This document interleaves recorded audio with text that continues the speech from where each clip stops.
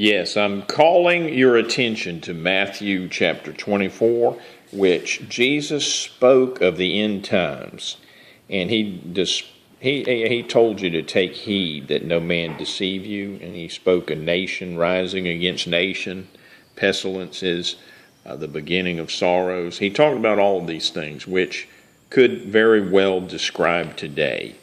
But one of the interesting things is verse 12. Because iniquity shall abound, the love of many shall wax cold. Now, what is this iniquity thing?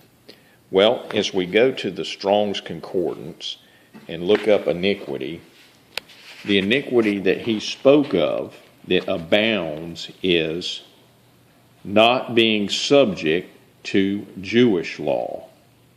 Wow, that's amazing.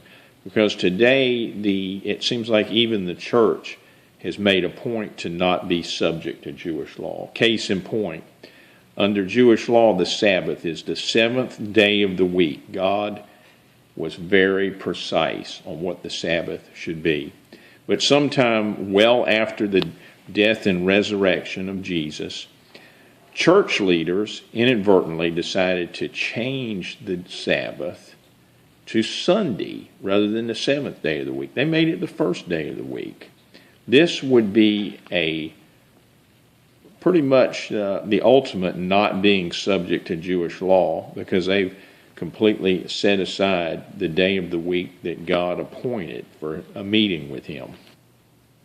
Now, if you attend a Christian church, which I've done for basically 35 or more years, and I've attended on Sunday, and you mention this to any of the teachers or learned people, they tell you that it doesn't matter. But apparently it mattered to Jesus, and here's why. In Matthew chapter 7, these are the words of Jesus. And he's speaking of, it looks like he's speaking of the judgment.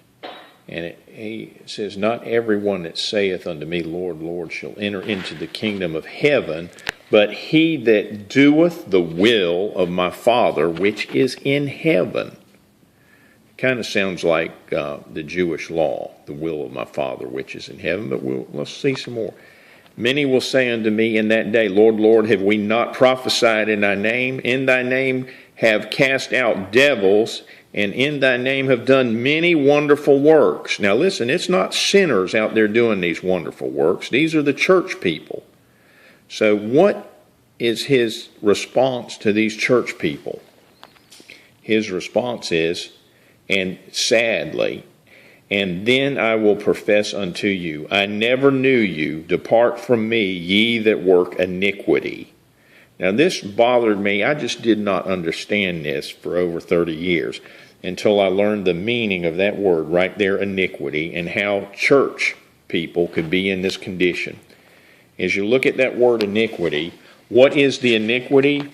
The iniquity is a refusal to be subject to Jewish law. Jewish law requires worship on the Sabbath. It requires an honoring of God on the Sabbath by not working and by having a meeting or a worship service on the Sabbath. That's the Jewish law, in which the church has completely set this aside, and now I can see what Jesus spoke of on how so many people that wanted to be right with him could be duped and be working iniquity.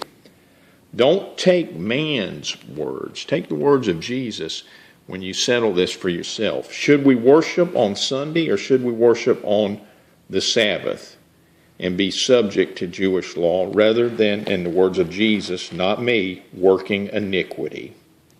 I'm putting this out there to get you to study your Bibles, people. Let's get to it.